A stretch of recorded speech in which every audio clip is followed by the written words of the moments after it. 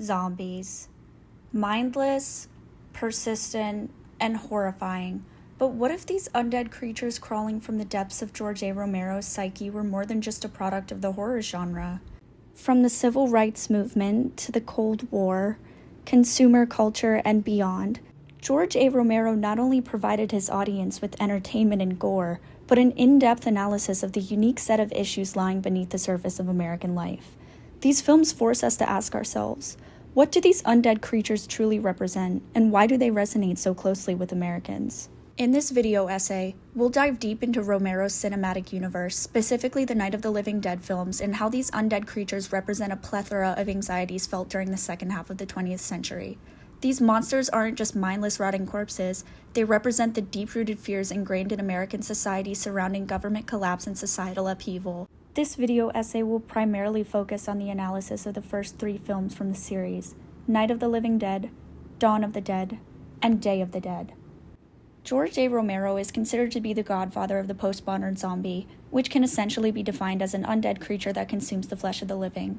In recent times, this has become the standard zombie depiction. However, it is unique compared to its origins. Zombies can be traced back to Haitian folklore, where they are depicted as recently deceased corpses who have been reanimated by a voodoo priest to do free labor. These superstitions are closely intertwined with the trauma of Haitian people and their struggles through slavery and colonialism, which they sought to rationalize through spiritual beliefs. Zombies would not gain their flesh-eating attributes until the release of Night of the Living Dead in 1968, which would set the standards for the postmodern zombie. This is the first film in the series and marks the beginning of the apocalypse in Romero's zombie universe. The film follows several characters who are confined within an abandoned farmhouse faced with the near-impossible task of surviving the living dead. This film deconstructs and critiques the idea of the nuclear family and patriarchy while addressing issues relating to racial tensions. Night attempts to dismantle conventional patriarchal norms, transforming them to represent a progressive new order within American society where women and racial minorities may take leadership. Upon the film's release, it was considered highly controversial due to Romero's choice of casting an African-American male as the lead protagonist. Ben is depicted as intelligent, resourceful, and a capable leader despite being doubted by the other white survivors. This is undoubtedly a response to racial tensions of the 1960s and the growing civil rights movement. The film ends with Ben being shot and killed by a white militia, mistaking him for a zombie, depicting a world where black lives are still undervalued even when the dead walk the earth. The film's secondary critique is towards the nuclear family and the fragility of American social norms. The film begins with the basic family unit being torn to shreds as siblings Barbara and Johnny visit their father's grave. Their visit is disrupted by the zombie outbreak, which results in Johnny being killed, leading Barbara to the other survivors. The film's survivors, coming from various backgrounds, are forced to work together, creating a new unconventional family unit with Ben as the patriarch. Other characters attempt to preserve the nuclear family unit, such as Harry, a dominant white male presence. He serves as a traditional patriarch, forcing his wife and daughter into submission through physical and emotional abuse. Harry displays heavy resistance to the idea of Ben's leadership, which challenges the social norm. The second film, Dawn of the Dead, released in 1978, continues to break down the order of traditional social structures while providing heavy commentary on American consumer culture. The apocalypse continues in this film, reaching national levels and resulting in complete societal upheaval. Francine, a pregnant news producer, and her reporter boyfriend join forces with SWAT officers Peter and Roger as they attempt to escape Philadelphia. They are successful and eventually come across a shopping mall, where they set up camp. However, the structure is not devoid of zombies in the slightest. The living dead are attracted to the shopping center and are subjected to mindless consumerism in both life and death. During the 1950s, consumer culture began taking off due to increased advertising and the introduction of large shopping centers. Malls would become central to American consumer habits throughout the next couple of decades, remaining popular to this day. The film represents how overindulgence in consumer culture can transform people into mindless beings, even monsters. These zombies personify the dangers of consumerism and the void found in consumer-driven societies. Romero urges his audience to self-reflect through this film, depicting how consumer culture can dehumanize us as a society. These zombies characterize the capitalist belief of endless consumption as they wander aimlessly with an insatiable hunger. The protagonists run into their own issues regarding endless consumption as they begin to indulge in the shopping center's commodities during their stay. They engage in immature, childlike behavior, playing dress-up and losing self-control. In a sense, the zombies are a reflection of the protagonists' lives, filled with wealth but devoid of any true purpose. This leaves the characters unsatisfied and deeply depressed, a direct commentary on the idea that material goods cannot fill emotional voids. Dawn's female protagonist, Francine, is a far more progressive representation of women when compared to Barbara in the previous film.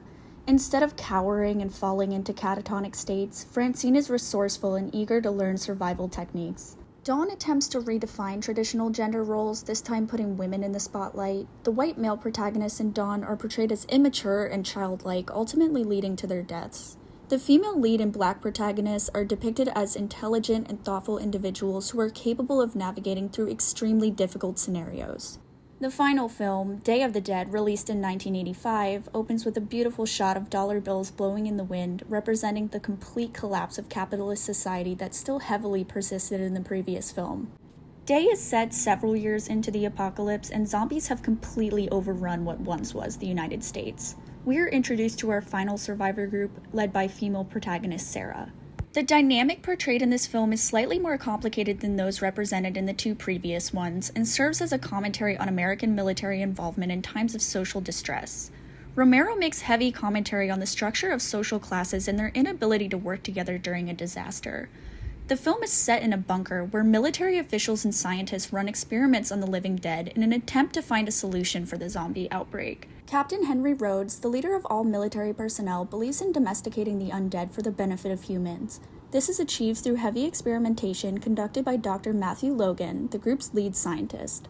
Many of the other scientists disagree with the idea of zombie domestication. However, these concerns are ignored as the military presence grows increasingly more authoritarian as the film progresses. Rhodes, along with Logan, serve as the overarching antagonists, more so than the zombies themselves, due to their belief in reinforcing patriarchal traditions and perpetuating the suffering of others for personal gain. The bunker, a decaying military institution, serves as a remnant of what the United States once was, a powerhouse with endless resources and capabilities. This is reflective of the United States' interventionist efforts during the Cold War era and their attempts to control the political outcomes of other nations. Rhodes and his men who enforce his beliefs embody the oppressive forces that seek to maintain power through violence and control. Ironically, Rhodes meets his end when the domesticated zombie, Bub, escapes the chains of captivity and pursues him through a winding corridor. Armed with a handgun, Bub takes several shots at Rhodes, causing him to flee towards the horde of the undead. His unfair treatment towards the remaining survivors and even the undead leaves the audience cheering as he is torn to shreds. In a sense, his death represents the end of American imperialism and the end of unjust suffering. The military's failure to hold compassion for others was their ultimate demise, illustrating the dangers of unchecked military power and patriarchal control. Since the dawn of the Cold War and the nuclear arms race, fears surrounding the end of society as we know it have persisted into the modern era, especially in film and media. Through his Night of the Living Dead trilogy, Romero redefined traditional Haitian zombies, transforming the creature into a mechanism for representing society's deepest fears in the postmodern era. Romero uses these apocalyptic monsters to dismantle and assess societal structures such as the nuclear family and patriarchy.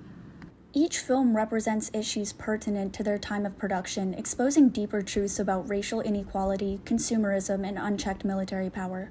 Romero's zombies force viewers to challenge the monsters within ourselves and our greater purpose as individuals in society.